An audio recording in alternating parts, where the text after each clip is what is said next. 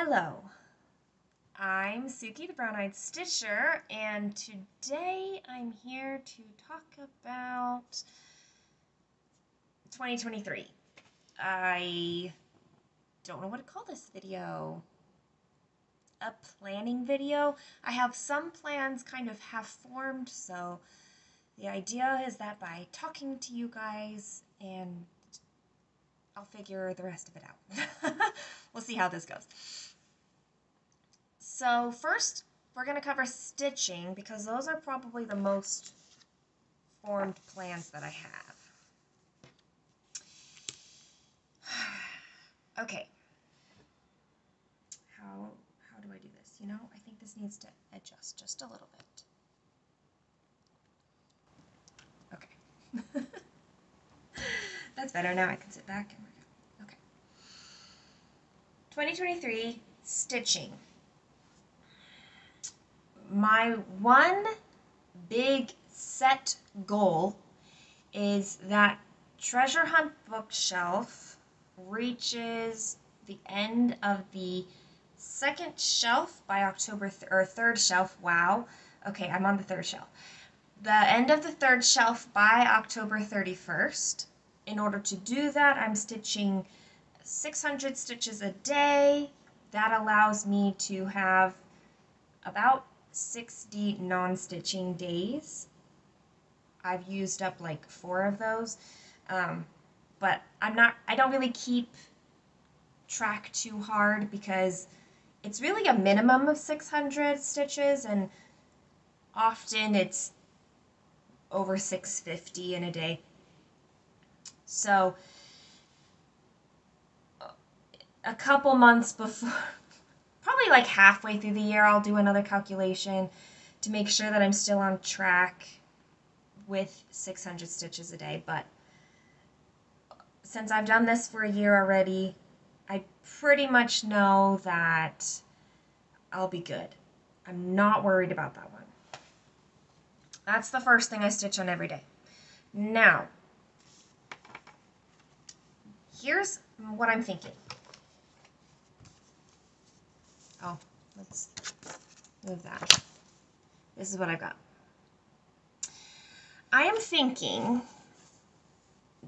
so daily I've got 600 stitches for Treasure Hunt bookshelf. I'm thinking of continuing a daily 30. And that's going to be whatever is my oldest non-full coverage project. Then I'm thinking Monday, Wednesday, and Friday, I will stitch on whatever is my current in my full coverage rotation. Tuesdays and Thursdays will be Whip Go. Saturday will be my full coverage focus. And Sunday will be easy stitching, like travel stitching, a stamped kit, smalls. Like Sundays definitely are not often days where I have a lot of head space or time. So that's my plan, but now I need to tell you the details about that. Okay, here's my board. I'm still missing some full coverage pictures, but that's okay. I don't know how to hold this in this space. So what do I need to explain first? Okay, Treasure Hunt bookshelf, we know that one. For a daily 30, my oldest non-full coverage. Okay, so I have to explain this piece is going to be done by the end of this year, so it's not carrying over into next year. This half, this feels so awkward right now. Okay, here we go.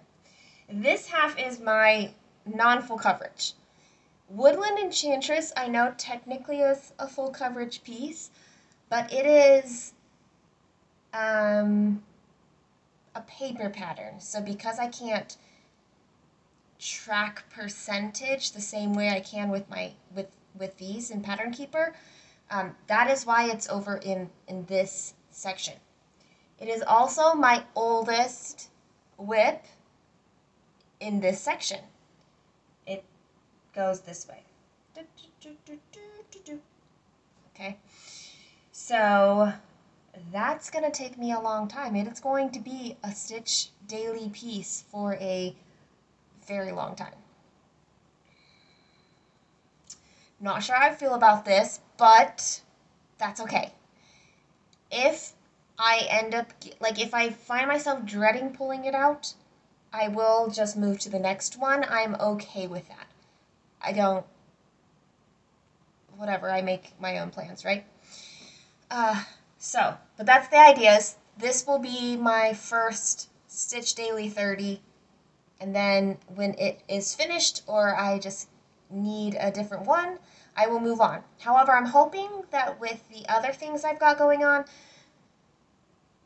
I won't feel the need to move on before it is finished. I have no, like, I must have that finished this year or anything like that. I don't have any goals like that at this time. Okay, let's see. My full coverage rotation, Monday, Wednesday, Friday, will be my full coverage rotation. Now, this is going to cycle from my focus piece to the rest of my pieces, and it will go back and forth. So Queen of the Night is my current focus piece, not my daily focus, but I don't know how to differentiate the two. Just ignore that this is like my true full coverage focus, and we're just going to call this the focus piece. So Queen of the Night will be my focus piece, and I will stitch on it, I think, for 10%. It will either be 10% or 5%. I'm trying to think. I think I calculated out both times, both ways. Okay, yes, 10%. So I will stitch this for 10%, and then I will switch to my a non-focus full coverage piece for 1%, and then I will go back for 10%, and then do 1%. Now this rotation is not based on age, but based on order of when I want to get it finished. That's why this is the current focus, is because I want this finished. Frodo is next, then Bubble Bubble, Canopy Hearts, Father Christmas, Neuschwanstein. The two I don't have, Spirit of the Phoenix, and then I haven't started it yet, but we'll get started next year, Home in the Mountains, which is the Rivendell piece. So I will just do 10% on this one and switch back and forth. 10%, 1%, 10%, 1%. When this is finished, Frodo and Galadriel is going to take its space.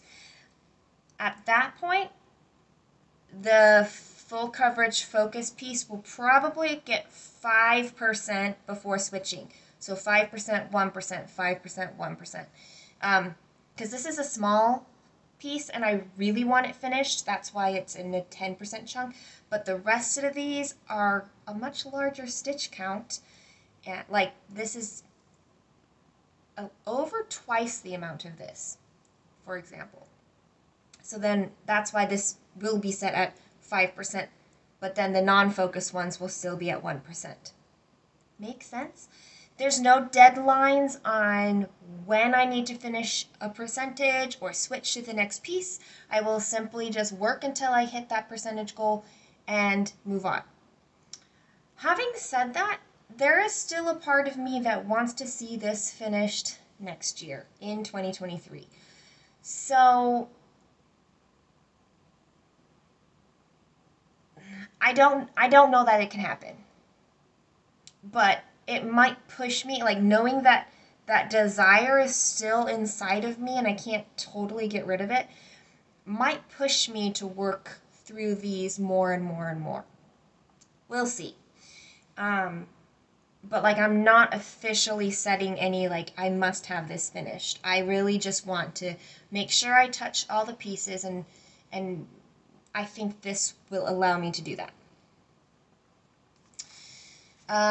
So Saturdays I have set for my full coverage focus. That is this piece. That means on Saturdays, no matter where I am in my regular full coverage rotation, I will pull this piece out and work on it. So even if I'm working on Bubble Bubble right then, I can still work on this on Saturdays. That will help me feel like, well, honestly, I think it's because there's still a part of me that wants to see that piece done in 2023. So there's that. Now, Whip Go. I've never done Whip Go before, and I think this is going to be my first year because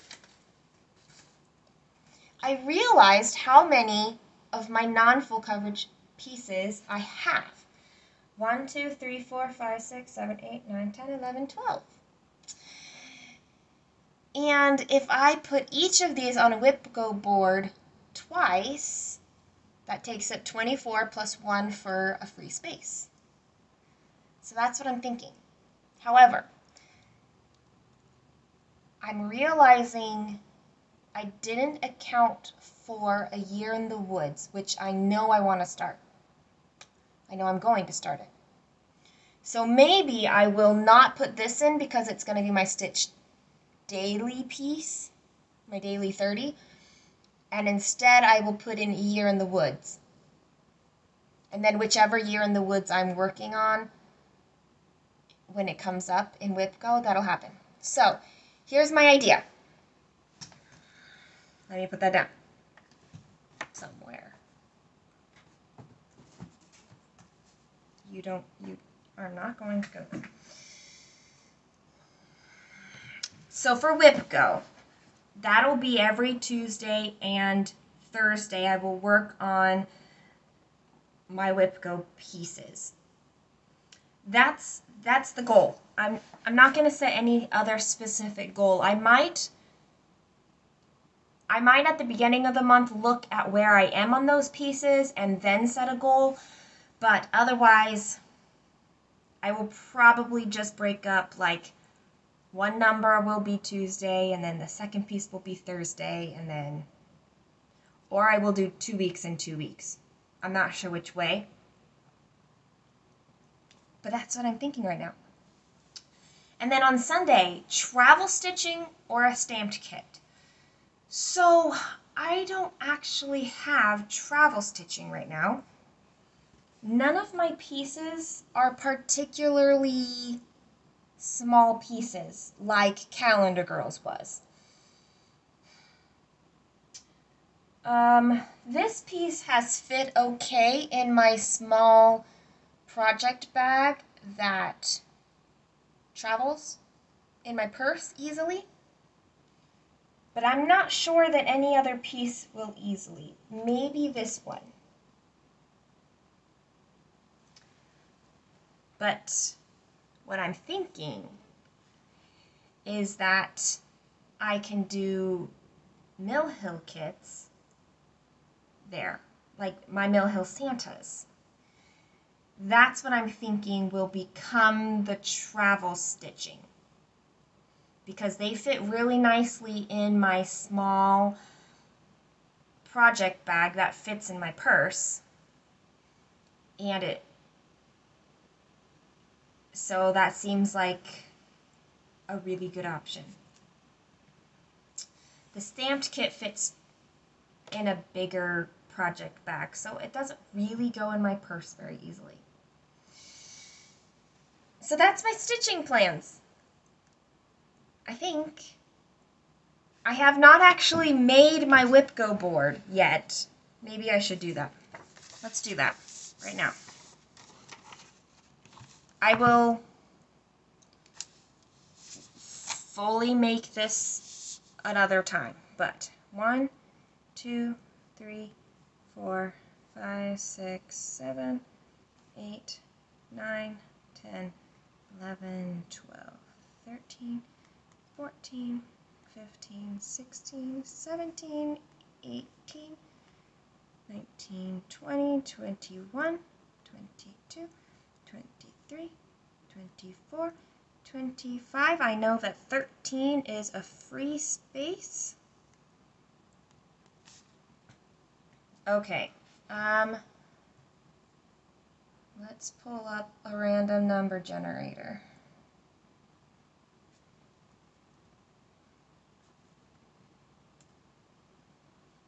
Okay, number 1 through 25. Okay, so I will do 2 numbers per project, write them down, and if it generates a number already used again, you know my eye is like twitching. You probably can't see it on the video, but I can feel it, and it's really distracting. It's been happening on and off for several days now. I don't know. Okay, so I'm going to pick a project, generate 2 numbers for it, write it down. If it generates a number already used, I will just do it again. So each project has 2 numbers. First, I will do Peaceful Garden Path, number 12.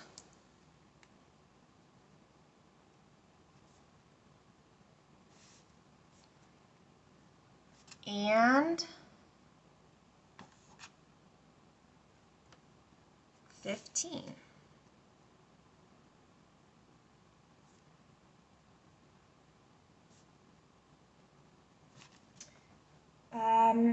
Twisted Band Sampler is next, number 4.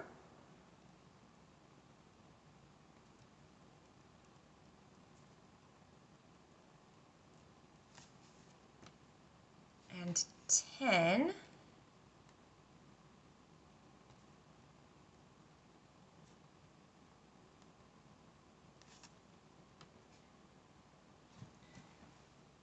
Mayari. Oh, you know what? I don't have Sabrina on here.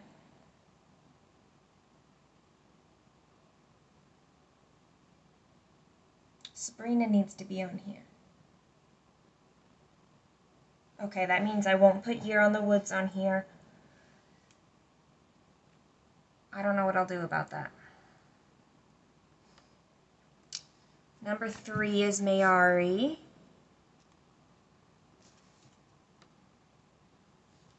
Nope, I already did that. 22.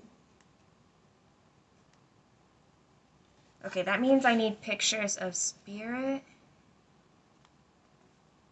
of the Phoenix. I need the Rivendell and Sabrina. Those are the pictures I need to print out.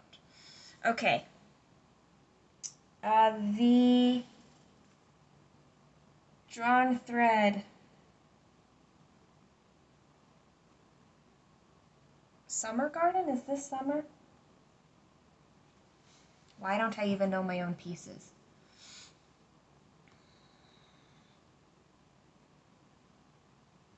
I will find it.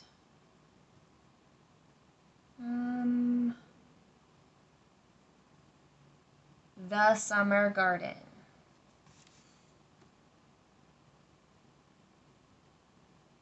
Number 1.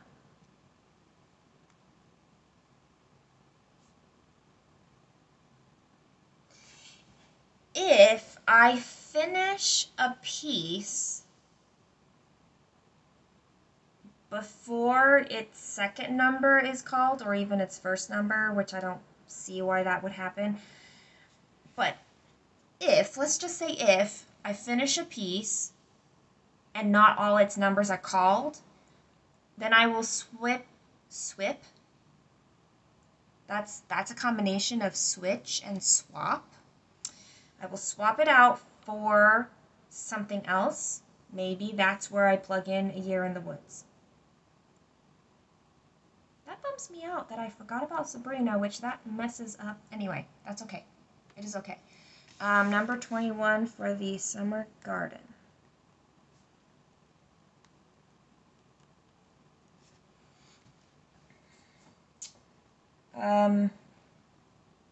Ink circle, Cirque de Caro. Caro. 17.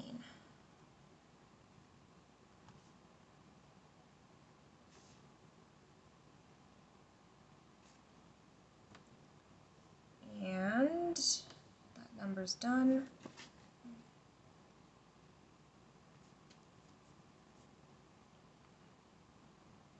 It's a good thing I'm rewriting this because my handwriting is legible but messy. Autumn Water Garden mandala, my chatelaine.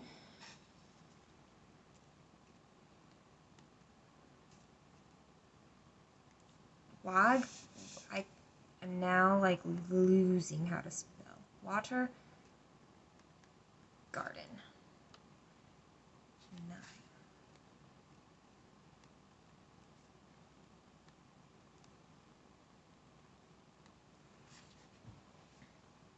How Great Thou Art. That's by My Big Toe Designs.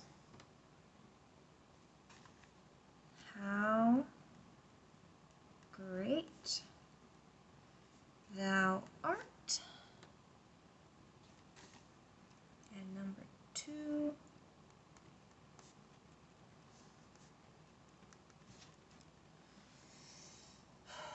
God rest ye merry gentlemen. Number 8. Don't worry, I'm not going to write all of that out. God rest ye. And number 20.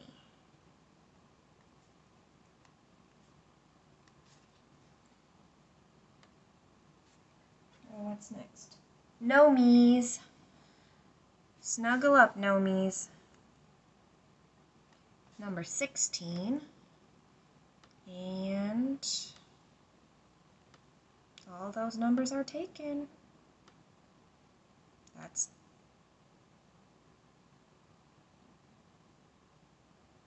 taken. There we go.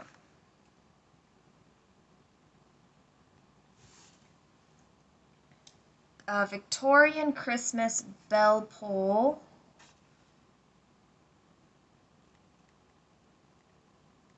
That got number 25. That seems fitting because it's Christmas.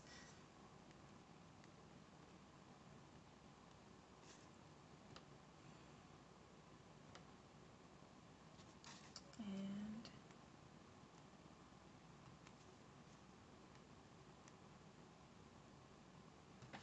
all right. Pavon for these times. That is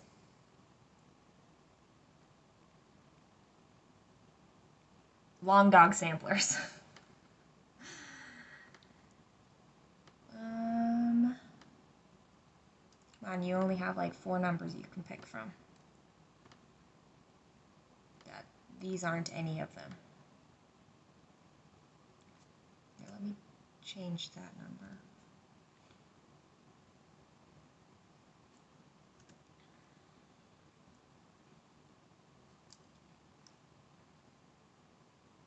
Oh, 6. What did I say, Pavon?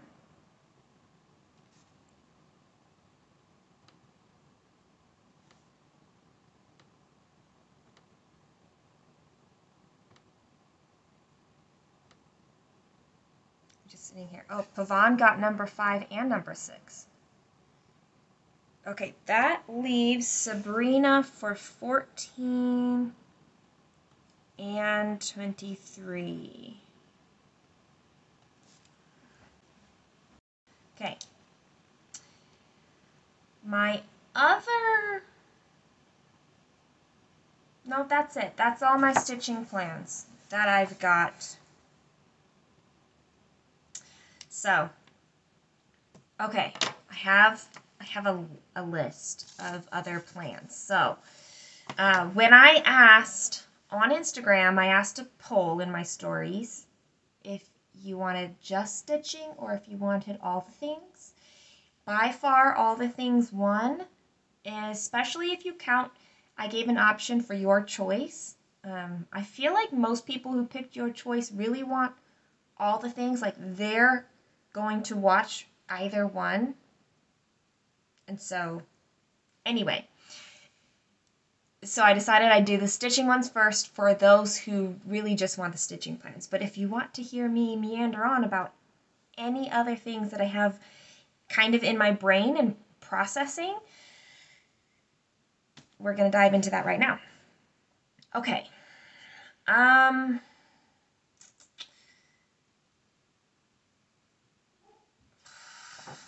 Where do I start from here? Okay. So housekeeping. I think just this morning I figured out how I was going to work through this. I have not done very well cleaning my house, keeping up on it. There's a lot. Okay, we don't need to go into all the things, but I have a dog barking, so I don't know why. Anyway, I have these like checklist things that I bought from somewhere, and one thing I really like about this is that it's taken a lot of the brain work out for me, but I still needed to do a little bit of decisions to make sure it worked for my house.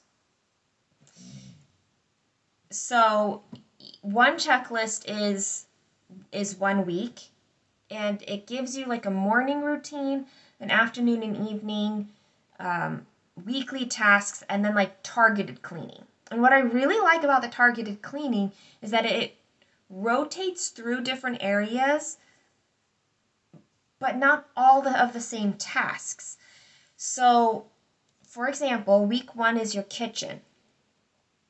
And it has like 5 different tasks for you to do. But the next time, which is like 8 weeks later, that the kitchen comes up again, it's 5 different tasks. So as you work through all of this, however many there are, I don't even know, you're hitting different areas in your kitchen. It's kind of like your deeper clean, so that your weekly and your daily routines are like your tidy, and then you rotate through kind of these deeper cleans. It may not be the way that, like the frequency that some people like to clean certain things, but when you're coming from you don't clean very often, anything is better than nothing, right? So, what I've done is I'm setting myself a time limit because I need low entry, like low barrier entry. So, this is really important for goals in general. If you find yourself really wanting to work towards something or to make something a habit, keep it simple, like stupid simple.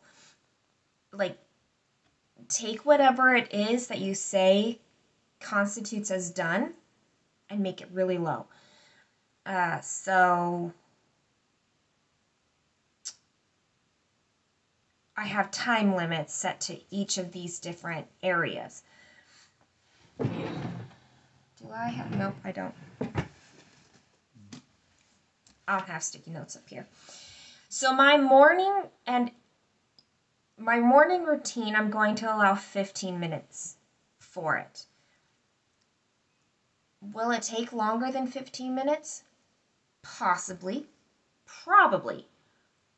But the next day, I can pick up where I left off and just rotate through them.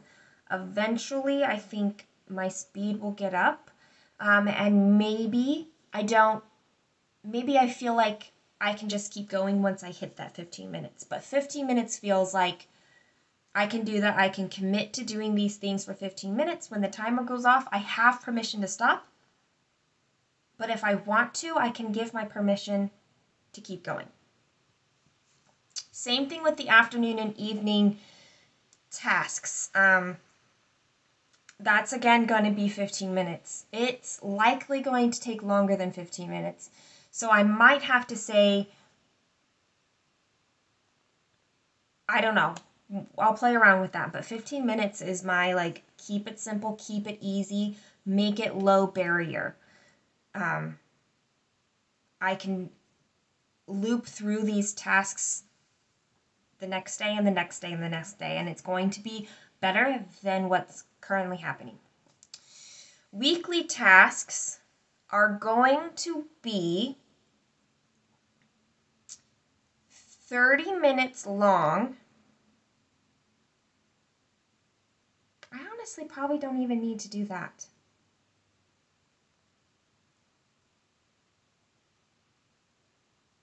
I'm gonna have to think about this. I was thinking 30 minutes Monday through Thursday, and then Friday would be my targeted cleaning day for 30 minutes. But I think I'm only going to need 3 days looking at this list. So maybe 3 days, Monday to Wednesday, will be like my weekly tasks. Then Thursday and Friday can be targeted cleaning for 30 minutes each of those days. Saturday will be nothing, and Sunday would be nothing. I mean, my daily stuff, but no like weekly bigger cleans for Saturday and Sunday. That's what I'm thinking.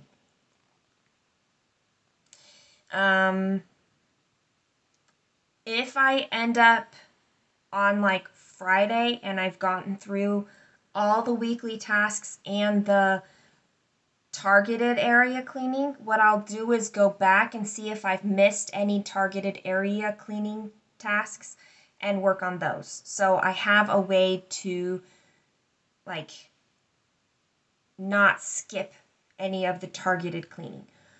Otherwise, I will just start with that task the next time the area comes up. For example, kitchen. If I only get the first 4 done and I don't get the last one done, then the next time kitchen comes up, I will actually start with the 5th from the first time through. But if I end up with some extra cleaning time at another point, then I'll grab that task. I hope that made sense. It makes sense in my head, but if you've never really caught a looping method, it's just like a cross stitch rotation kind of a method, with some extras involved. So I have my cleaning. That just came together this morning. I was kind of sitting on it for a while. That's what I'm going to do. Okay. Exercise.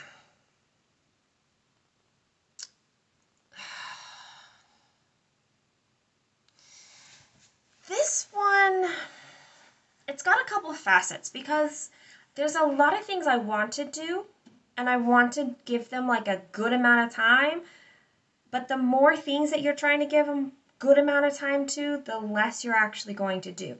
So I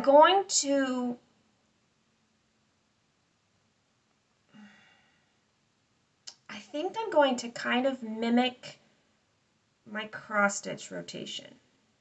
Okay, let's think through this. Daily. Thank you, pen. I need you to actually write. Now, I think yoga is going to be very good for me, so I need to prioritize yoga. I probably, like most everybody, hold stress and tension here in my neck and shoulders. They do cause headaches and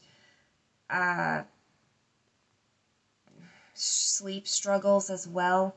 lots of other things. So yoga will help with that. Also, I think the meditative aspect of yoga will help. Also, when I read The Body Keeps the Score, there was an entire chapter on yoga and trauma healing, and I really, really, really loved that chapter. And I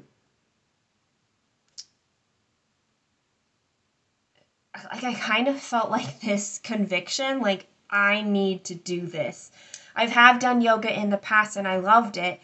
I just haven't done it regularly in a couple years. So I think I just need to do this daily.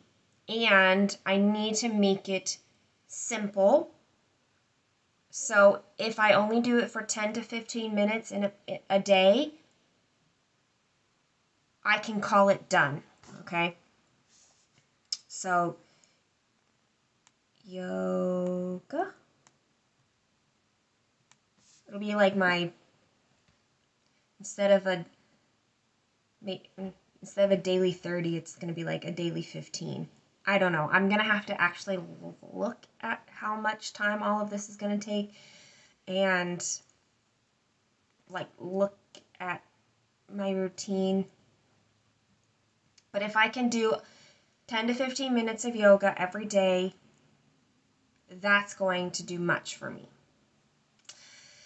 Now, I think that the rest of the days, what I'm going to do is give it a like indoor and outdoor. Ideally, I would do both the indoor and the outdoor thing, but if I only do one, that will be okay. There's a reason that I want to do both indoor and outdoor, but okay. So I'm going to do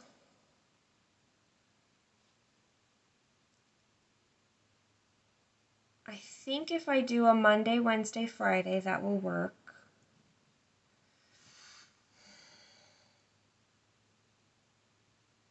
Now I have to think of what it is that I want to do on those days.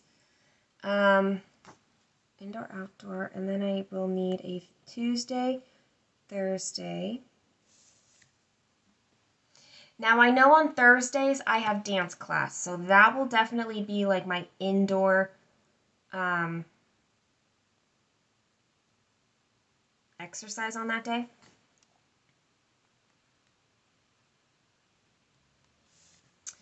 And maybe on Tuesdays it would be like I have just dance. I could do that as an indoor alternative. Let's do that. I'm going to write that down. So dance or just dance. That keeps the category very similar. Again, these are all going to be super low barrier. If all I do is like 15 minutes, it's going to be good for me, and I can't wait to see what this does for my sleep and my energy and my stress levels. Okay, out.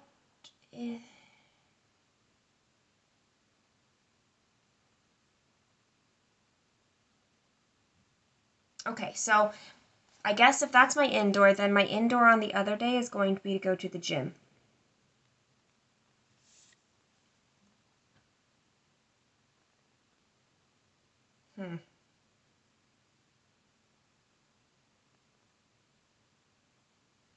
My outdoor things, it's going to be to take a walk, and it's going to be going to the disc golf course.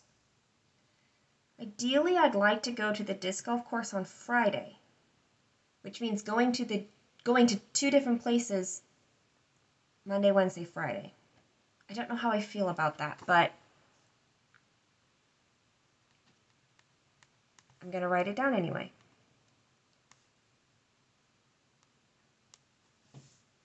And then on Tuesday and Thursday,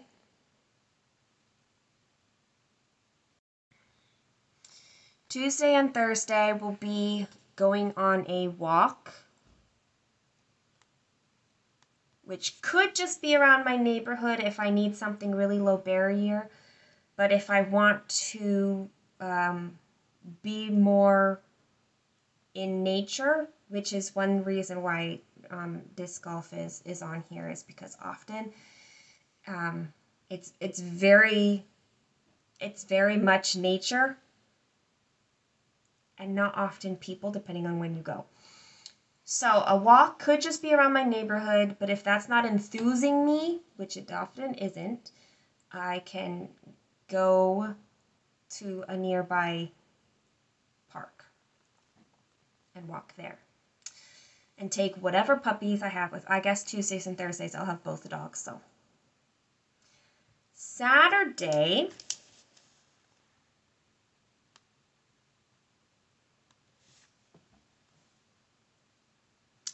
I just realized there's something that I'm missing on here.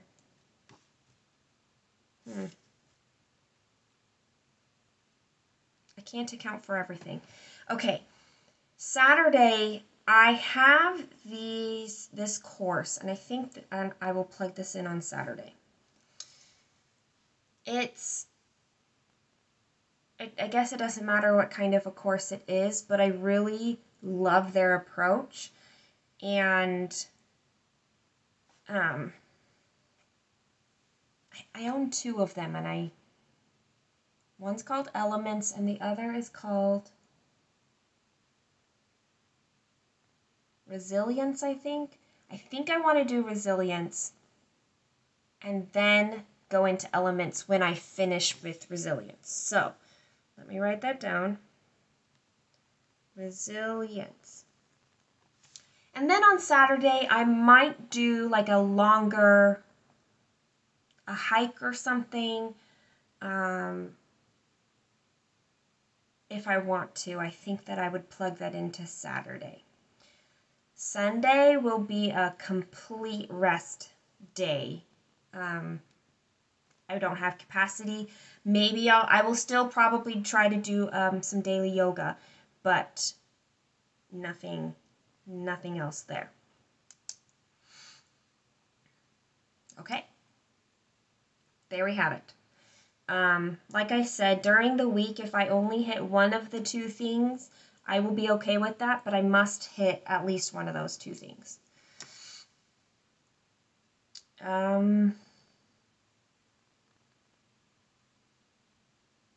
That seems low barrier enough that I feel good about that.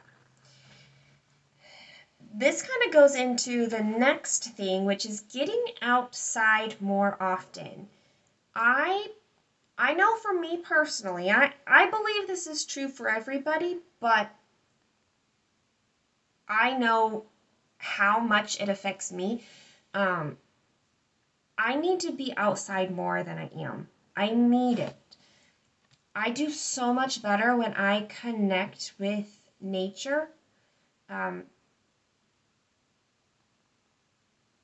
I'm still not prioritizing it enough. And there are some reasons for that. Like in the summer, I get bit by mosquitoes very easily. This year I finally figured out where those mosquitoes are living around my house.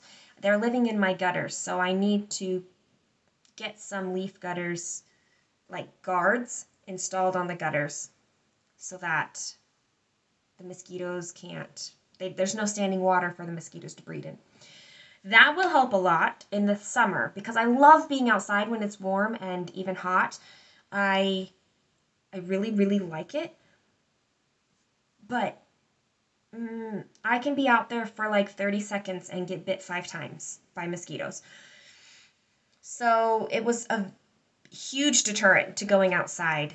In even just like I want to go sit outside in the shade and read my book or stitch. Like I couldn't because I was getting chewed up.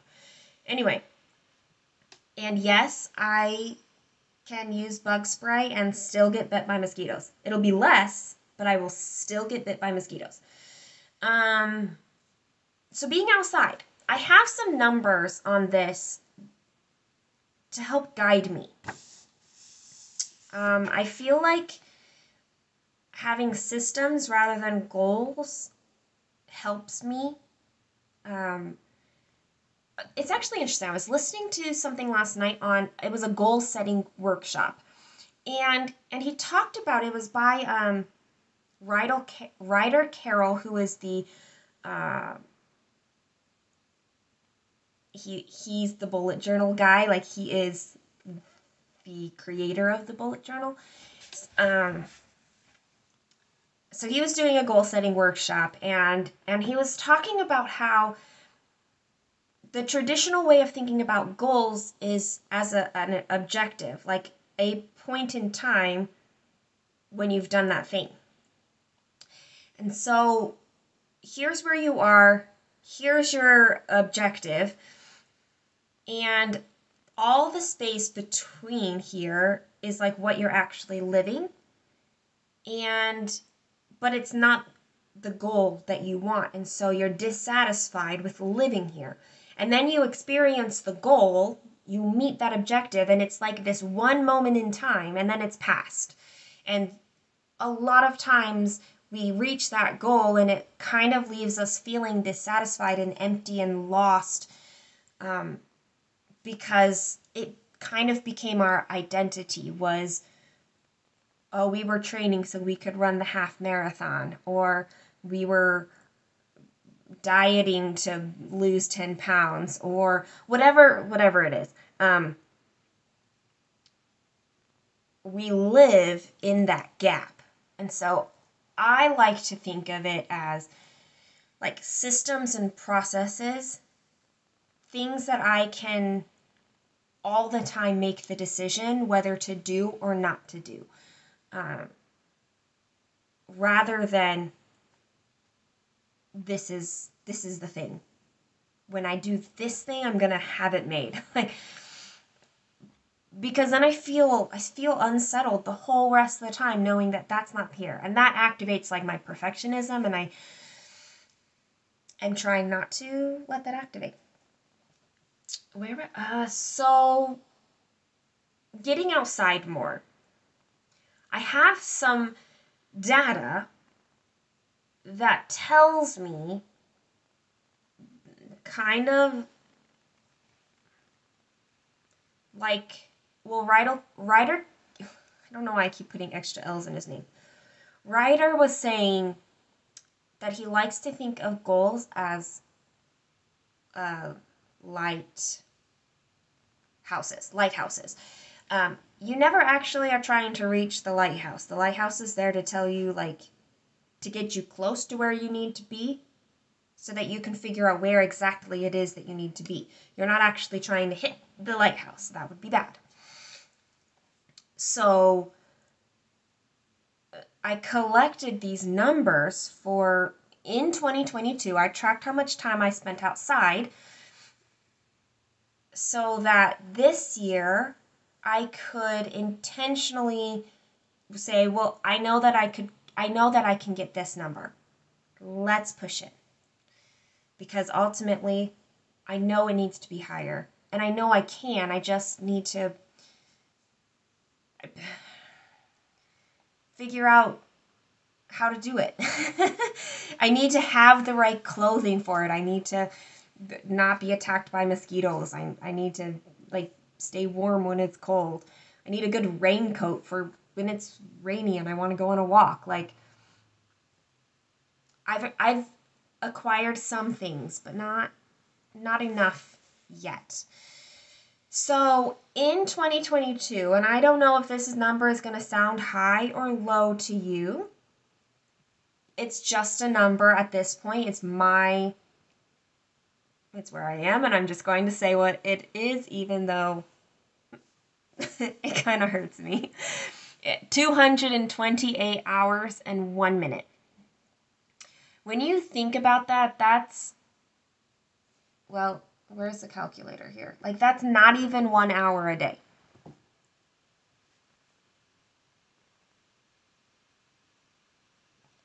Now Now I have to remember which number I need to type in first in order to divide it correctly.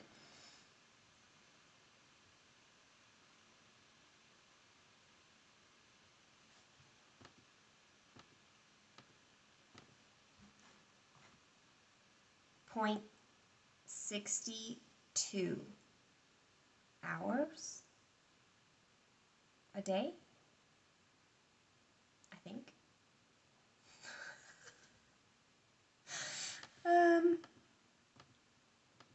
Maybe I should have like learn math on here. So 0.62 hours a day. Oh, it's so sad. Look, December, I'm just gonna, in December, I haven't even been outside 2 hours. I know December is busy, and it starts getting cold and I want to hibernate, but not even 2 hours in a full month? That's insane. Like, not in a good way. So, here's the thing is I'm not entirely sure how to approach this, but I started by saying that some of my exercise things, like I needed to have an outdoor option. So that is why I have disc golfing and going on a walk Monday through Friday. And if the weather really is not conducive to either of those things with my energy, that is okay. But maybe I can find another small chunk of time that I can go outside. I just don't know how to make this like low barrier but still get myself out. Knowing that sometimes the weather's bad and you're not going to get out, but sometimes the weather's great and I'm going to get out. So I don't know. I don't have a goal except to get more than 228 hours and 1 minute in 2023. That's my goal. But I don't have like a system to get there. Like, what is going to get me outside? What is it that I'm going to do? Like, outside of exercise, what else can I do? I have a deck, but I have no chairs. I have no table. So maybe I need to get something for my deck. It has no like awning or anything either, so maybe I need to have something with an umbrella so I can be shaded but still get out there. Please hit me up with any suggestions that you have, product suggestions if you have like tables or chairs or something. I don't have a good way to hang a hammock, so I would need a full, like a stand and a hammock if I were to do that sort of thing. Like I would love to stitch outside on paper patterns. I don't love lugging everything out there, but paper patterns, I would love to like just go out there and stitch if I weren't going to be chewed up by mosquitoes, or if it was easy. I don't know. Help me. Help me. This is one area where I really don't quite have yet the system figured out. What are those actionable, low barrier things that I can do to get myself to go outside? Like, can I say I need to spend 15 minutes outside? And then what can I do for 15 minutes outside? And how can I adjust for weather if needed? My front porch is covered, so I can always sit on my front porch. But when it is cold, you don't really just want to sit. So, I don't know.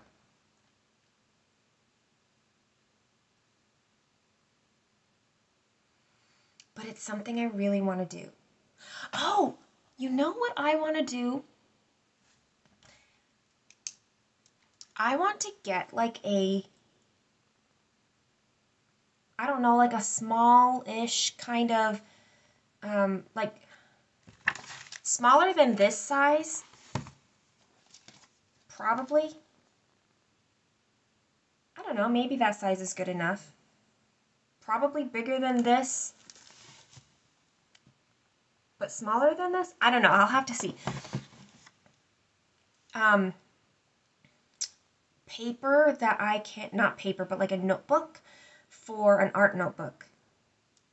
I'm not very good at like sketching and stuff like that when I can follow tutorials, but doing it on my own, I don't want to, it's kind of scary. But I forgot about this. I would like to have like a nature journal so I can go outside and like either sketch with like a pen or pencil or like charcoal or watercolor.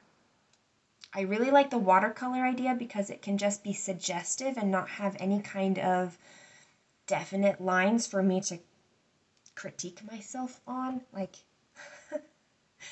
okay, but I did want to do that. So I would need a watercolor, one of those small travel things, because I need it low barrier, right? Like I don't want like this big setup. I just need it small. Okay.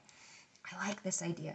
And then I know that there's watercolor pens, like you fill this part with water and then you can squeeze it and it comes out onto your paint palette and you can use that. I like this idea. So I need to get a notebook and watercolor palette. Small and nature colors. I bet you those exist somewhere because it's a very common, like,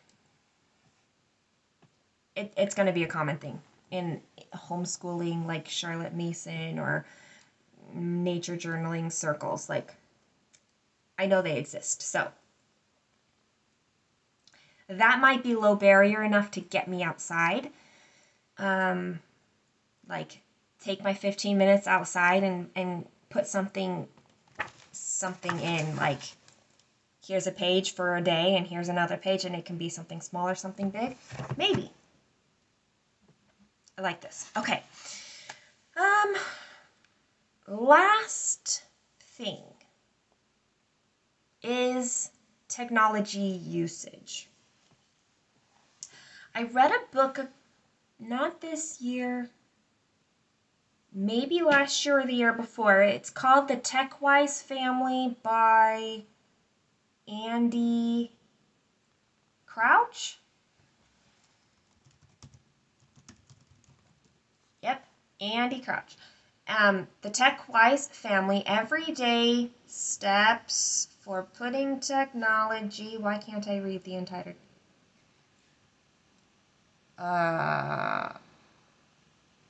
Where's the rest of the title? Everyday Steps for Putting Technology in its Proper Place. I've read a couple other books kind of like this. I really liked this one. It's on my library shelf. I think this is going to be another one. Oh, books. I haven't talked about books yet.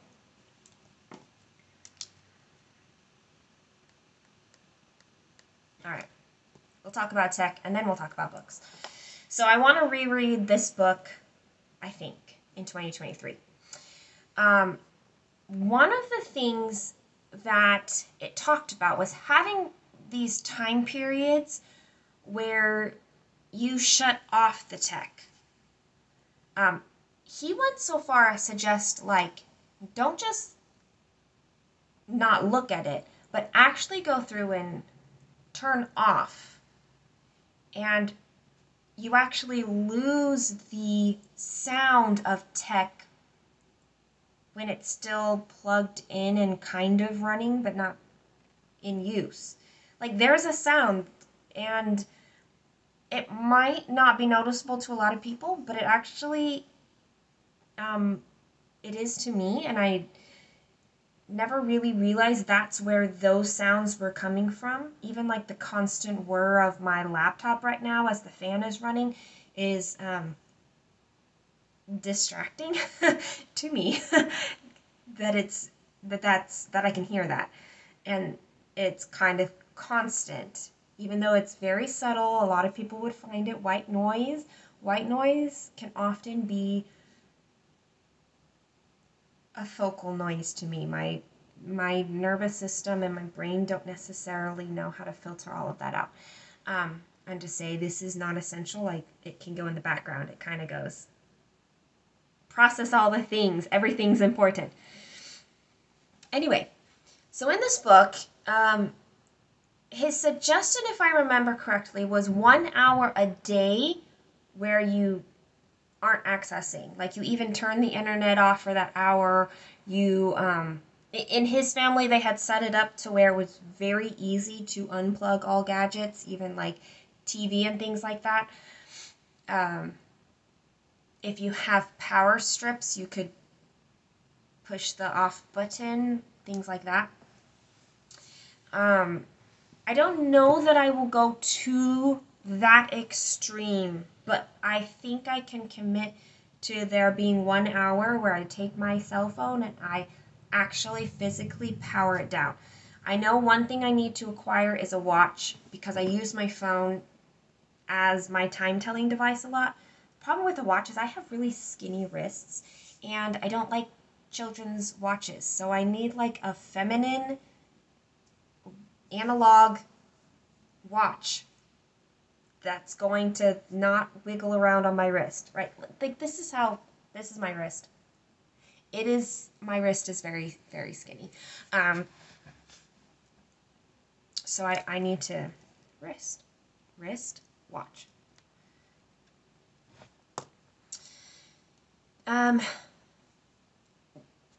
To combine this idea with another book that I read, A Mother's Rule of Life, I think is what it was called. That book introduced to me, and that one I read like 4 years ago. That book introduced to me the concept of a mother's Sabbath, with Sabbath for me being defined as a rejuvenating rest.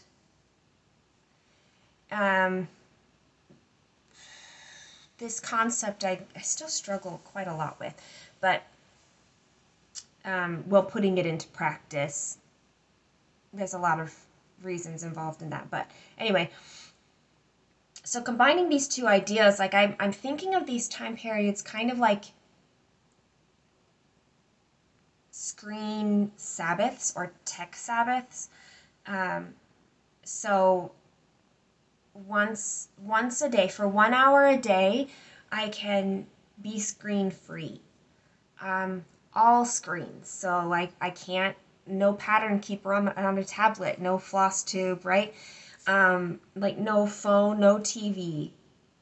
None of those, just 1 hour a day.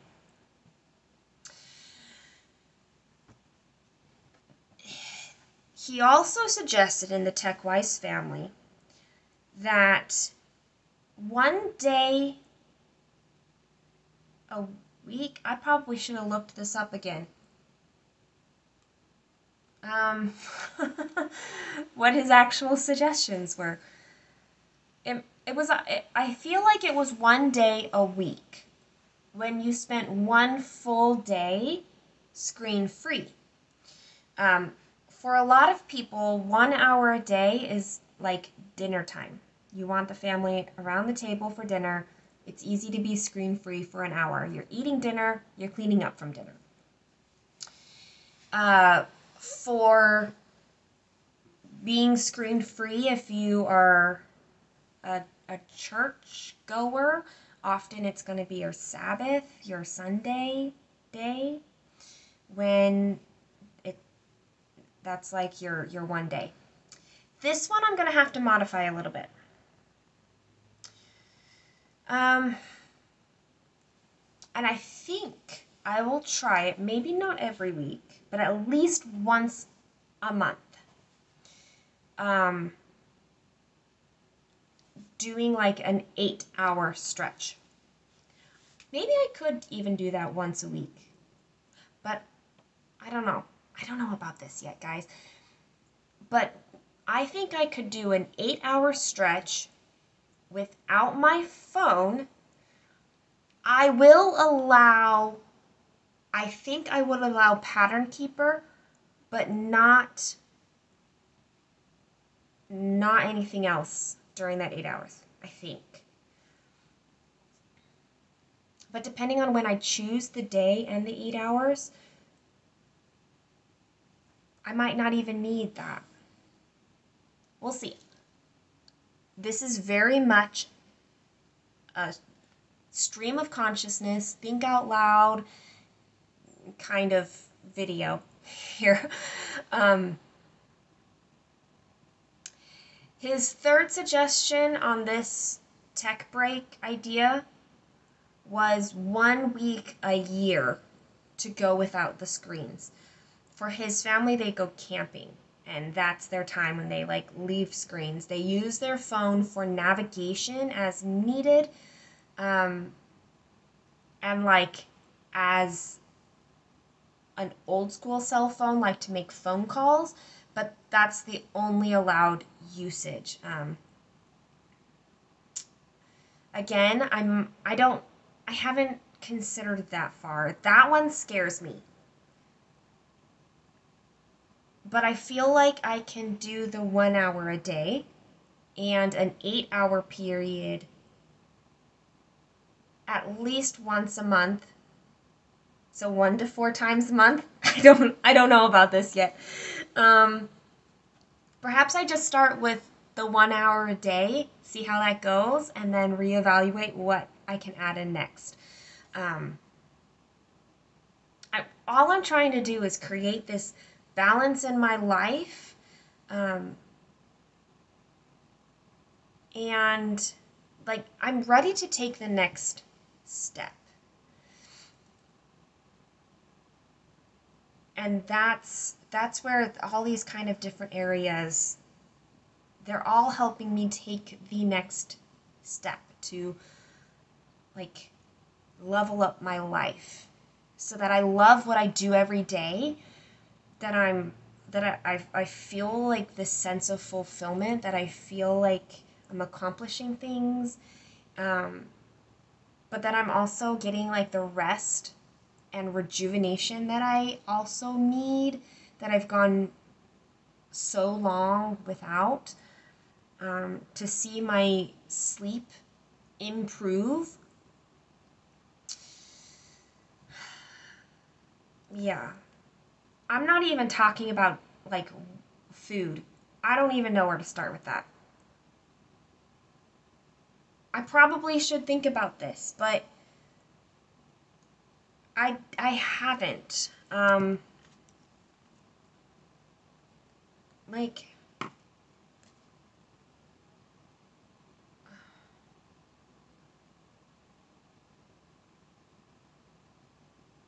that's as far as I can tell you right now. I need to think about food. I need to do something about it, but right now, for this video, I don't know. I don't have any pre-thoughts because it hasn't been on my radar enough. Okay, so books. In 2022, I have read 130 books. Technically, I'm still working on the last book, but it will be finished by the end of the year. I did break it out because I wanted to know exactly how many were like physical books I read in certain categories. A lot of them were audiobooks. There's a good portion of read-alouds as well, but I read 25 fiction books and 7 nonfiction books through my eyeballs, and 9 of those 9 fiction, 9 of those fiction books were rereads. I love rereading books. In this case, most of them were comfort reads.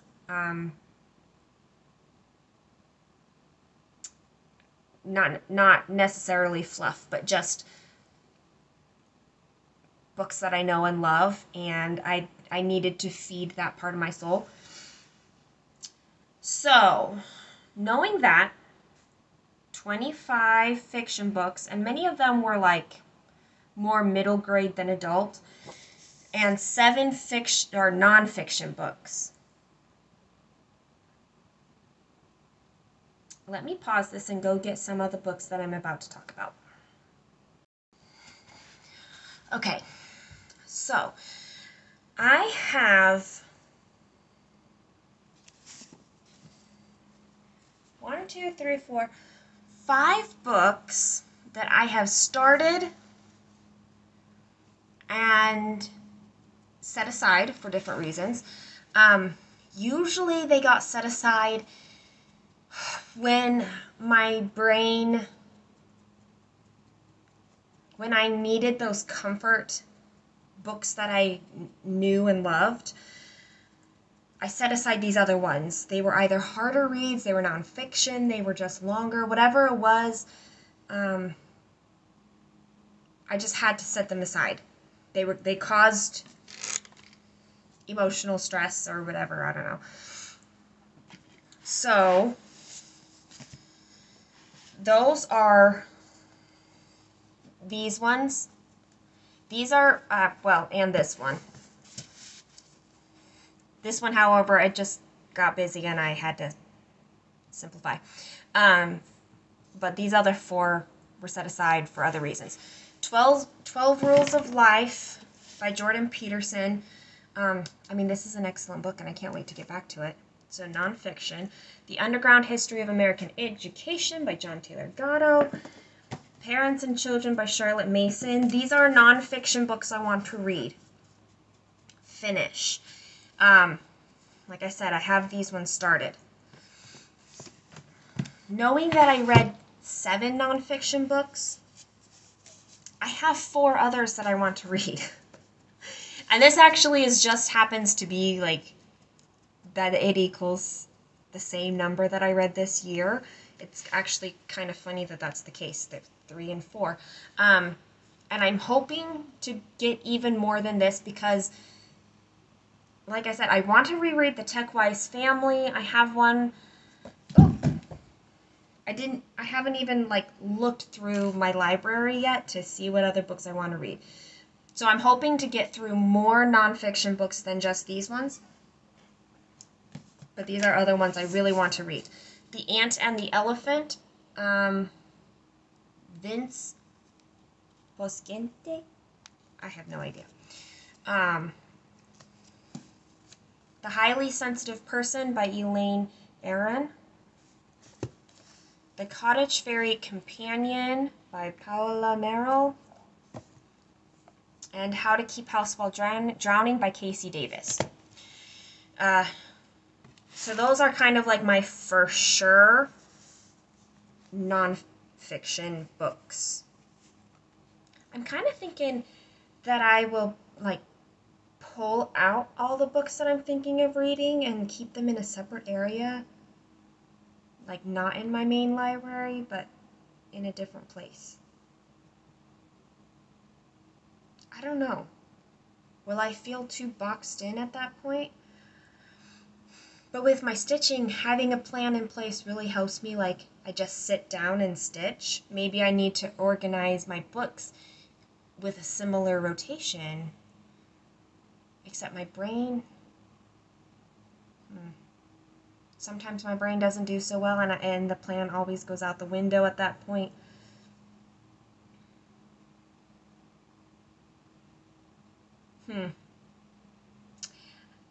I think I'm just going to keep going with how I've been approaching my reading, which I can talk about in a second. Okay, so that leaves Atlas Shrugged by Ayn Rand and The Well of Ascension by Brandon Sanderson. I want to read all of Brandon Sanderson's books chronologically, publication chronologically.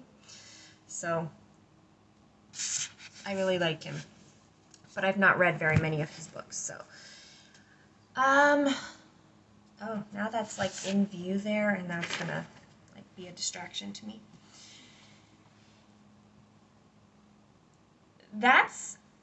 I have no other fiction plans outside of that. I really want to read a lot of books from my own shelves. I have a good home library. I do purchase some books, but I'm really selective about what gets purchased. Um, but I haven't gone to look at the nonfiction, or sorry, the fiction books. I haven't like perused. I read 25 fiction books. 16 of them were new books to me. Um, and 9 were rereads. So if I were to go down, would I find uh let me go try this. I'm gonna go downstairs again. Um, I'm not gonna take you because it's terrible lighting in my library and it's chaotic at best. I'm gonna go run downstairs and I'm going to find 10 other books. So I have these two. I'm gonna go find 10 more fiction books that I have not read. Okay? That I'm wanting to read. Let's do this. I do not know how long that took me. I kept seeing books, non-fiction ones, and I was like, oh, I want to read that one, and that one, and that one, and that one. Oh my gosh. Fiction ones too. I mean, it's hard. I've got a big hold on. The editing in this video is gonna be so fun. Okay, so I have a really good home library. Like, it's not just one bookshelf or even two, it's like a lot. Anyway. And I want to read like all of them. So it's very hard to go down and be like, which one of these do I really want to read? Anyway, I came up with 10 fiction books to come. Okay, so The Black Cauldron by Lloyd Alexander. I read the first one, The Book of Three. So this is the second book in that series. Man of the Family by Ralph Moody. This is also the second book in the series. The first one is called Little Britches, and it's based on his life, on Ralph's life. So, I mean, anyway. And I read the second book several times, like 3 times at this point. It's been a long time, but I've never gone on to read the rest of the series. Twig by Elizabeth Orton Jones. This is a little book, as you can see, and it's big print, big margins, but I still like reading those kind of books. Mrs. Frisby and the Rats of Nim by Robert C. O'Brien. Guardians of the West by David Eddings. This is book 1 of the Malloreon series. This series has been recommended to me a lot, and I have the series on my shelf, and I've not read them.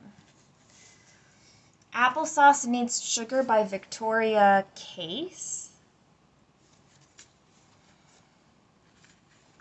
I don't really know what I can say. I think that this is one of the books where each chapter is kind of like, it can be its own standalone story, but I could be completely wrong about that, because I've not read it. Oh, I can't pick that book because I've definitely read The Two Towers, but this is a book I want to reread.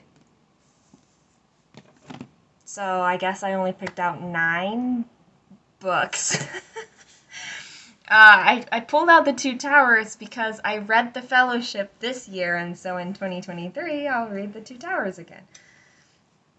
But that's definitely a reread, not a first read. The Alchemist by Paula Paulo Cole. I don't know how you say that name. Pretty sure that's fiction. The #1 Ladies Detective Agency by Alexander McCall Smith. I have the first 2 books of this series, but this is the first one. And Reawakened, this by Colleen Houck.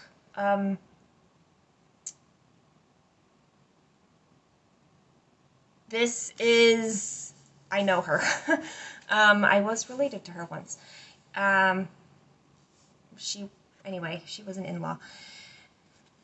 I've not read this series I've not read most of her books, but I worked with her on some of like her first books in like her editing process and stuff like that. So this is a YA book. This is an Egyptian themed one. Anyway, my daughter has read like all of them, and so I figured I should read more of them too.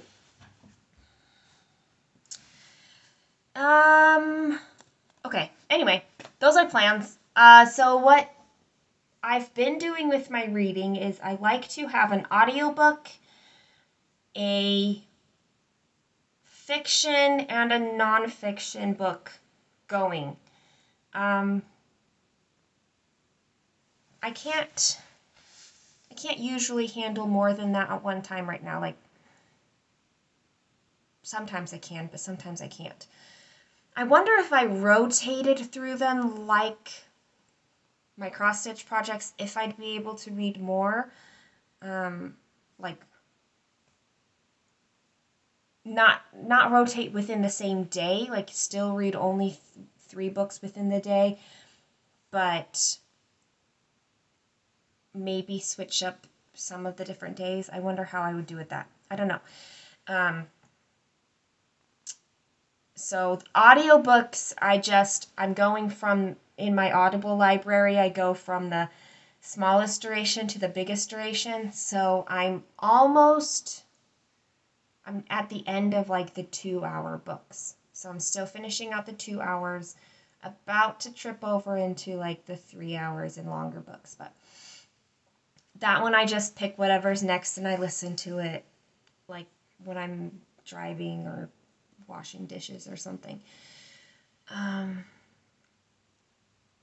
Fiction I read before I go to bed, and nonfiction I usually read while I'm eating.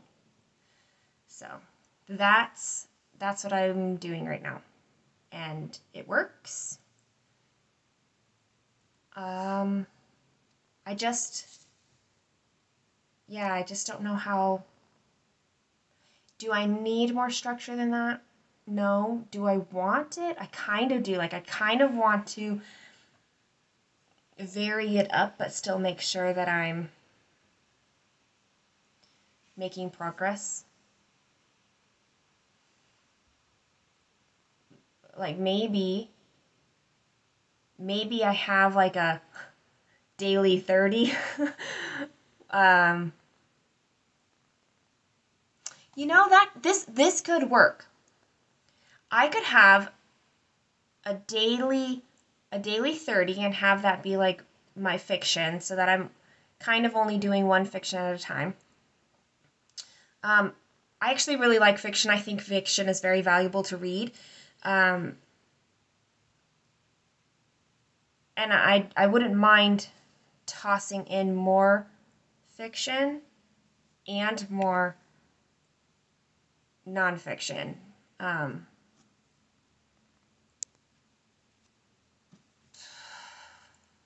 You guys are getting all the rambles more than a normal floss tube video does, because this is where I'm planning. I'm not pre-planning.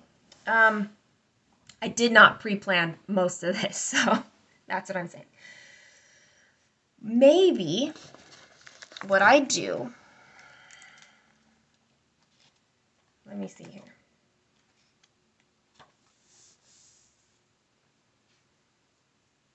Maybe I have a daily book. Oh, I know what I should do. My daily book should be Atlas Shrugged. I am on page 475, and it is not even halfway through. There are 1,168 pages in here. So what I should do is have Atlas Shrugged as like my daily 30, essentially. I kind of like this idea. Let me write this down because I will forget. And then I'll have to watch this back and still write it down. Okay. So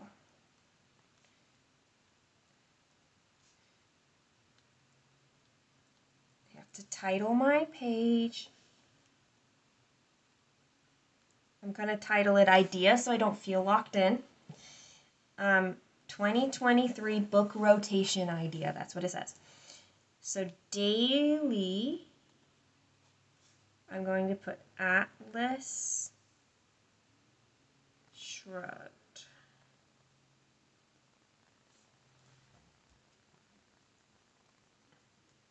Once you start thinking about how often I'm saying like, oh, this is going to be 30 minutes or this is 15 minutes. I haven't even talked about piano, and because once chorale starts up again, I'll be that'll take an hour a day, and I homeschool, and that's going to take time. Stitching, all the things, like I'm booked. I'm booked doing all of this. Okay, so basically you're learning about my entire life right now. So if I do a daily 30, I'm just going to say 30 because why not? And then I do think I'm going to keep fiction. It's what I read right before I go to bed. By that time, I'm decompressing. I can't do nonfiction at that time. So I'm going to say bedtime.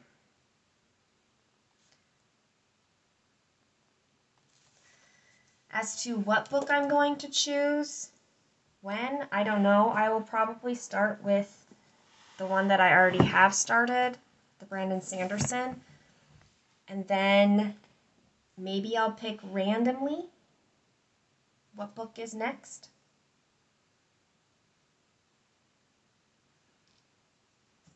We'll see. 1, 2, 3, 4, 5, 6, 7. I have 7 books right here.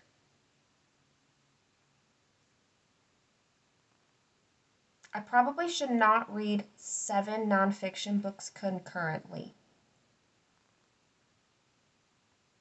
That's probably not a good idea.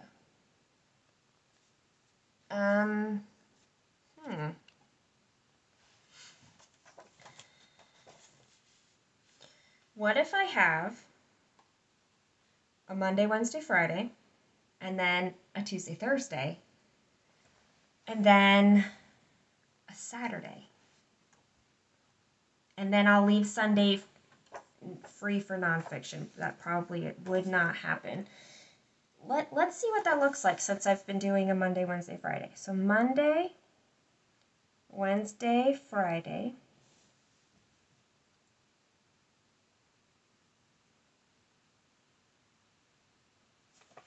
There's 3 of these books that I keep setting aside that I'm going to have to work through.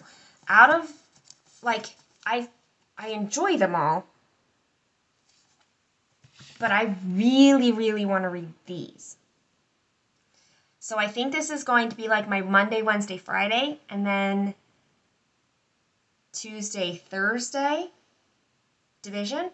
And then on Saturday, I will pick probably whichever book is like the oldest one from these 3, which is one of these 2. And then have that be like the focus. So that means I'm just going to write down the 3. 12 rules, underground,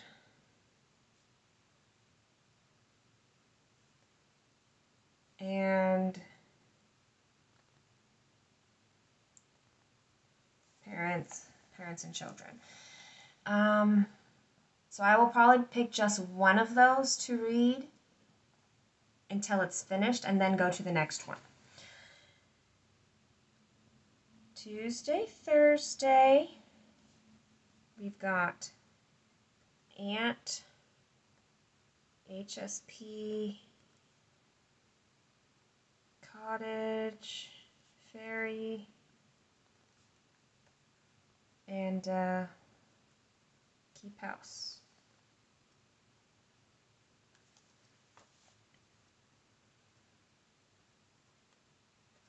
Saturday could be a reread, actually. Maybe that's what I do, because I do a reread. How's that? So each day I still am only reading, I'm reading 3 books, plus I'll have an audiobook going whenever the audiobook happens. So that means Atlas Shrugged, that will be my fiction book. The Well of Ascension will be my fiction.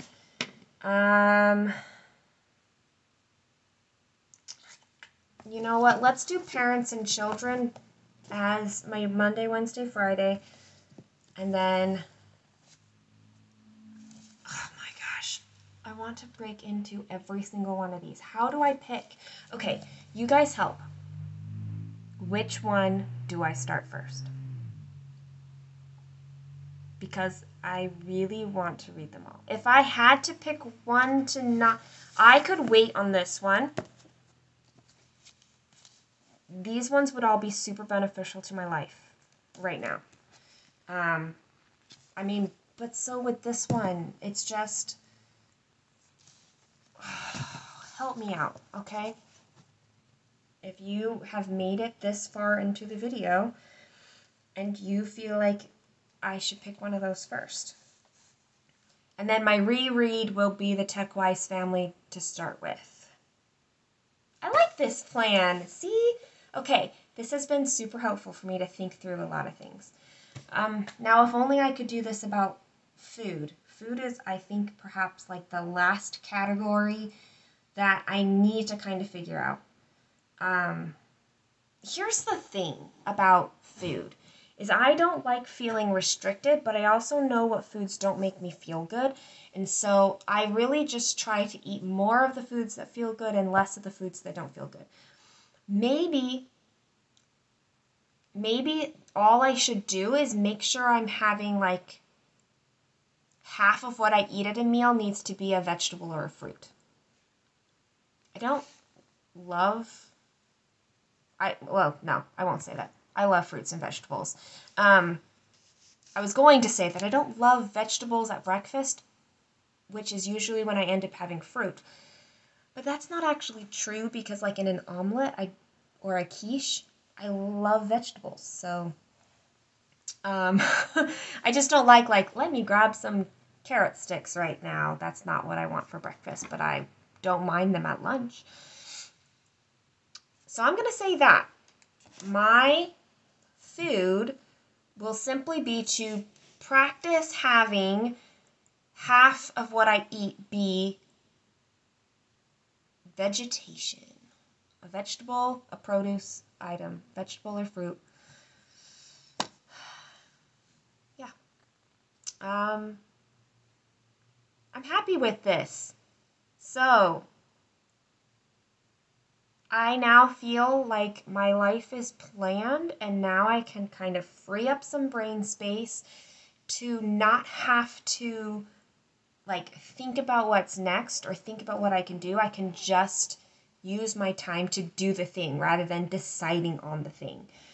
So I like this. This was a very good video for me to do. I'm not sure that I would have come to all of these decisions in this short of a time frame if I hadn't been able to kind of verbally process it out loud to all of you, my good friends. So I hope that you enjoyed this kind of video. It's a little different. I know, well, very different. It's very different, but I enjoyed it, and I hope that you did too. Okay, editing Suki here. So it's been a few days since I filmed. 3 days, I think, since I filmed. It doesn't matter. But all of the things that I just said has now had some time to settle inside me, to kind of work some additional thoughts through. And while watching my footage, I kept cracking myself up over how idealistic I am. But also, I believe so much in living authentically and seeking out that kind of life and learning how to live it and just be head over heels in love with my whole life. Not to say that it's challenge free or there's not difficulties or anything like that. That is not what I'm aiming for in my life. But just elevating it and just seeking after that is what I'm going for. So my eyes are very tired right now because I've been stitching all day trying to meet my year-end goals. But anyway, I just really quick, it's not going to be really quick. Who am I kidding? Wanted to kind of give this additional little update on some of the things that I had said and additional thoughts or decisions I've made since filming all the rest of that. Okay, so I don't know that I made this very clear in my video, but my intention, basically everything that I talked about falls under this one intention to take the next step in my mental and emotional healing and my overall well-being. That's in areas in which I can control, okay? And I know that there's certain measurements that I can know how I'm doing if I watch those things, but they're not all the things that I can take action on. For example, I know that when I get really good sleep and I feel rested the next day, it is because my body is not feeling stressed. My body feels stressed due to physical stressors, but also emotional stress. I know these things, and I can't control whether or not I feel rested in the morning. But there are factors surrounding that I can affect. And so this is me taking the next level in all of that. About being outside, my working hypothesis is that being outside will do more for me than stitching. Now that sounds really kind of crazy to me because of how much stitching has helped me through a lot of hard times. But I think what this is, let me see if I can explain this.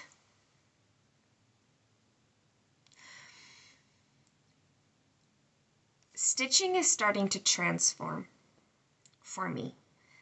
Not in its importance in my life, but how it's helping me live out my life. Stitching is always going to be important. It always has been something I've loved and enjoyed. And over the last few years, it has absolutely been a therapeutic tool, and it still will continue to be that. But it also serves this deeper purpose that is trying to come out even more. This deeper purpose of creating things and bringing beauty into the world, sharing that, partaking in it with other people who are also creating and stitching and bringing beauty in the world, right?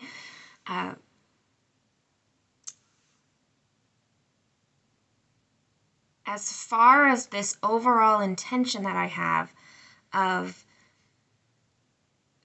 like taking that next step in my mental and emotional healing, I think it's time to let the outdoors do what I think it's going to do for me. Oh, I did not expect this. Okay. I did not expect to like the emotions welling up.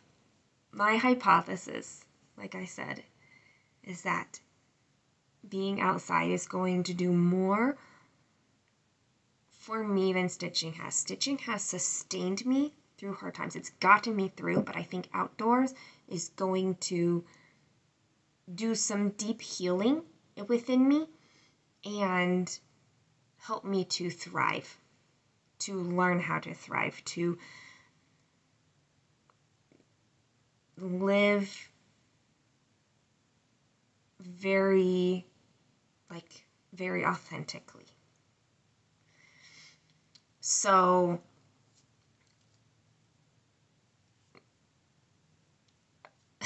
that's why when I think about that yearly number from this year, 2022, being only 228, and by the way, I have been outside long enough to bump December up over 2 hours, just barely, but that's just because I've been stitching so much. Anyway, that's why when I look at that number, 228, and I'm like, that kind of hurts me. It hurts me because I believe that being outside is going to do me so much good because I know how much I heal in nature. I know how much I'm lifted by being out there. And I need that. I need that so much, and I haven't done enough of it. So, when I calculated it out, it was like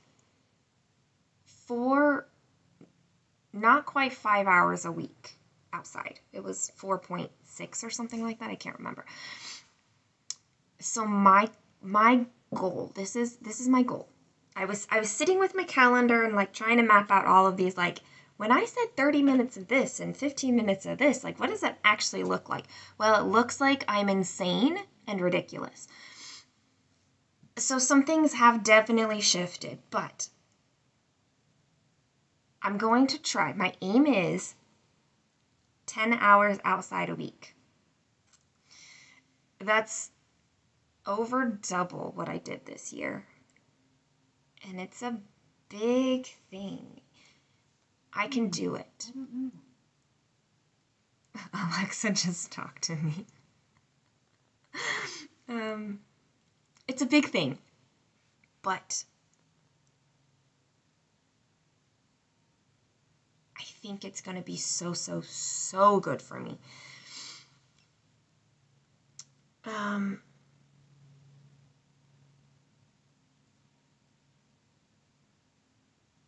I don't remember what I was going to say about that because that device spoke, and so now I lost my train of thought there. So moving on, some of the priorities that's made it, 10, that's where I'm going to come back to that, 10 hours a week. I will come back to that. So priorities have been kind of made more clear to me, and I've been able to realize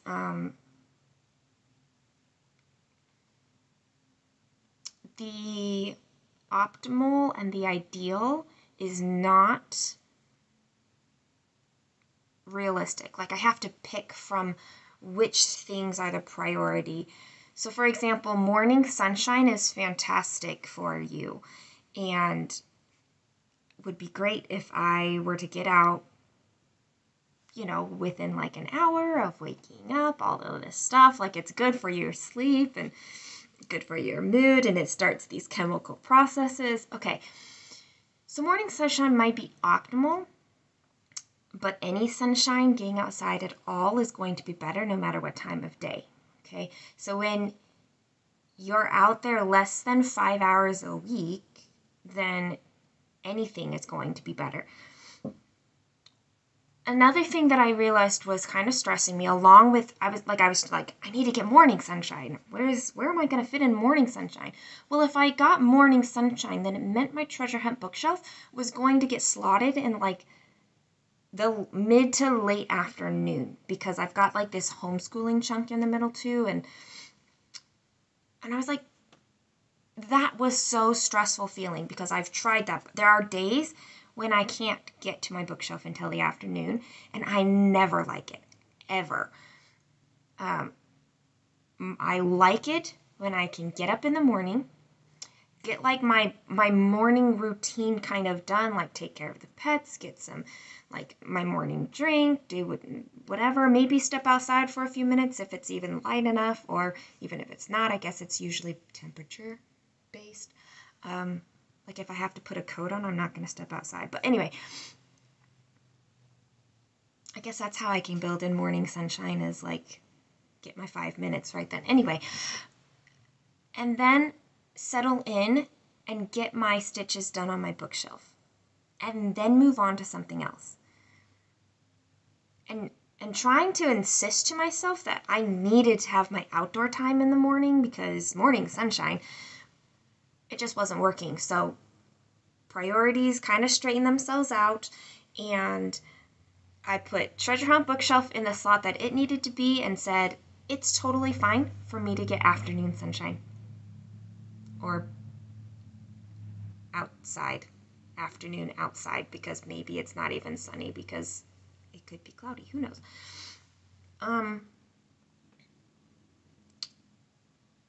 This is just me, like you've just watched this whole video of me kind of placing like I those lighthouses, right? And then realizing, as I was trying to actually visualize what this might actually look like, realizing, okay, those lighthouses are guiding me, and I can adjust based on what I now understand. Now that I'm a little closer, the lighthouse is telling me this. So I've done some of that, and I will continue to do some of that. So anything that I've said, I really am trying to have it be more guiding rather than like completely set in stone. Another thing, going back to outdoors, this concept of activity stacking. So yesterday I was listening to a podcast that that used this phrase, activity stacking. And it's not the same thing as multitasking, where it's, I guess studies have proven you can't really multitask ever. You're just switching rapidly back and forth between single tasking when you're really anyway. I mean, that doesn't totally make sense, because I feel like you can be on a conversation and vacuum or not vacuum, but maybe sweep at the same time. And isn't that multitasking? Anyway, activity stacking is where you have different activities that are meeting or one activity that is meeting multiple needs. So it could be reading outside. You're both getting outside and you're reading. I say you, but it's really me that I'm talking about. So I'm reading, I'm getting outside. It's two activities that's meeting, or two needs under one activity. I'm confusing myself right now, because more words need to come out, apparently, than... Okay. So I think that's what I was trying to do with a lot of the exercise things, is that, like, it is not at all realistic for me to do, like, all these different exercise things. But I did realize I can do yoga outside. I will need to get some specific, like, things like yoga socks in order so my feet don't freeze when it's cold outside. But I can absolutely take yoga outside. And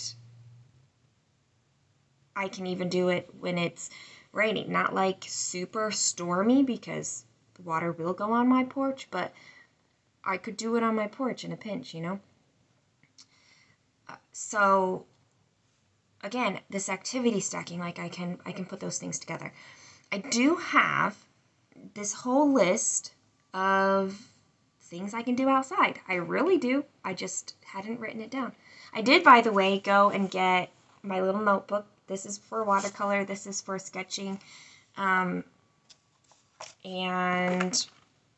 these are those pens that I was talking about, the watercolor pen. This is sealed. I can't, okay, doesn't matter. But they have different, hello everybody.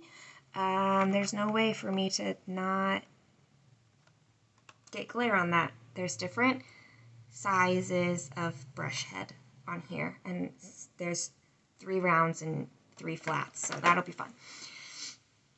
And yes, this notebook is that big. It's so little. It'll be fun.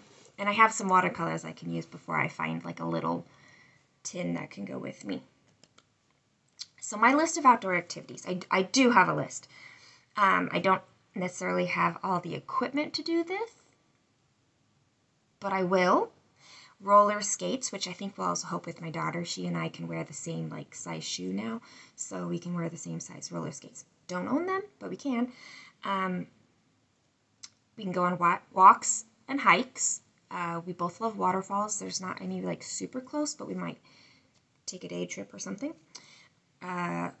Read watercolor or sketching, coloring books.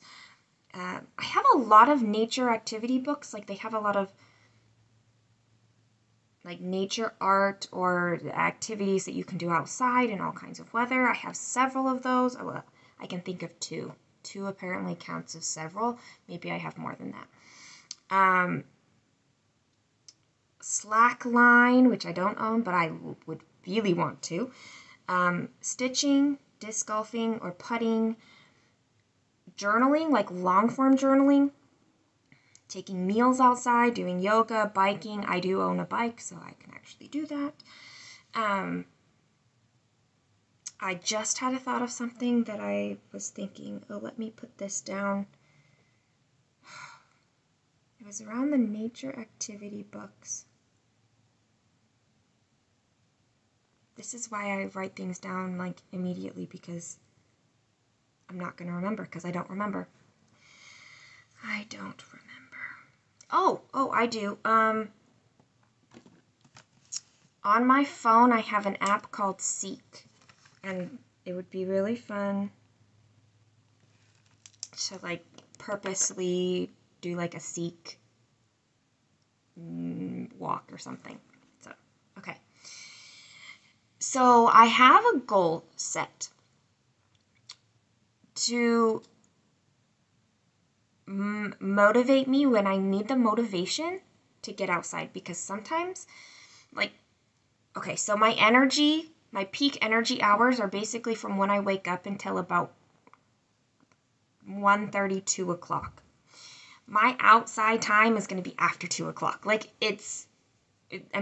yoga can be in the morning, but then, like, the bulk of it. So, it's outside my peak energy. I might be hard to get myself to go outside. So what I've decided is that every hour that I'm outside, I'm going to pay myself $1. It's going to go in this fund to go towards a crazy, ridiculous project that I want to take on related to scarf design pattern. Okay. Or it could be that dollar gets used towards like buying a slack line or something like that. I don't know.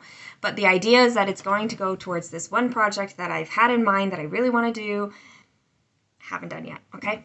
There's actually a couple of them that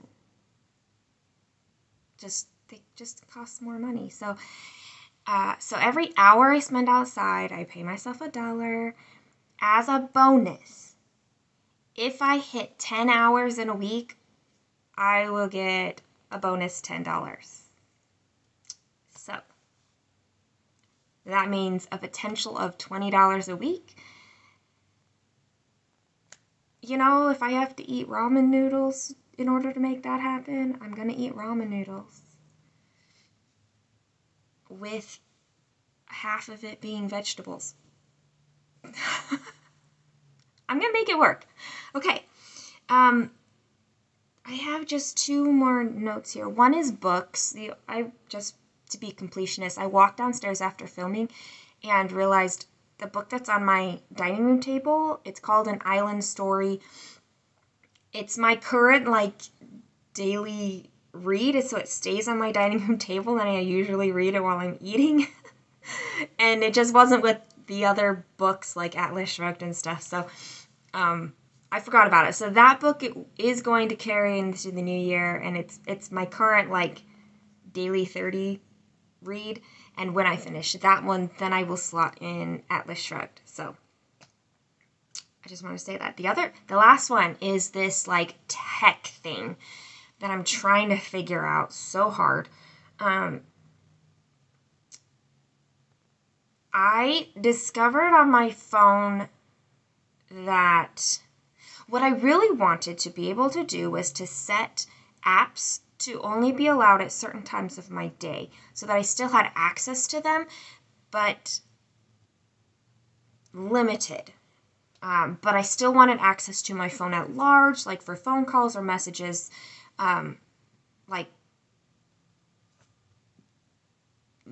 because that's the only way certain people have of getting hold of me, or anybody, because we don't have a home phone, right? I have no home phone. My cell phone is the home phone. So how can I dumb my phone down at times? And my phone has something called focus mode, which I'll have to set up, but instead of it being, never mind what it doesn't do. I can go in there and I can select apps to then be, they call it paused, during times. Either you can set a schedule for focus mode to be turned on, or you can manually turn it on and off. So there's a lot of flexibility still in here. But so any social media apps or things like that can all be put under this. So when you're in focus mode, you can pause them and you won't be able to open them during those times. It's not just notifications, I believe. I've not tested it out, but that's what it sounded like to me. I just discovered that this morning, and I'm really hoping it does what I want it to do, because I don't just want a time limit. I know my phone has that capability where you can say, oh, only 30 minutes on this app. That is not what I want. I want it to be not allowed during chunks of time in my day. But I don't want to have to take it on and off my phone in order to make that happen. So I think that this focus mode is going to kind of fit that. And then, so there we go. So now that this says 23 minutes, my footage is over an hour and a half. We're great. 2 hours. That's what 2023 planning. Here we go. Thank you so much for sticking with me this whole time. If you have any questions or any comments, I hope you've been making comments this whole time, the whole video, even if it means that you've left 5 separate comments. I really hope to have heard your thoughts. If anything has occurred to you that might help me out, or if you just want to tell me that yes, I am insane at times and super, I'm ridiculously idealistic. I am.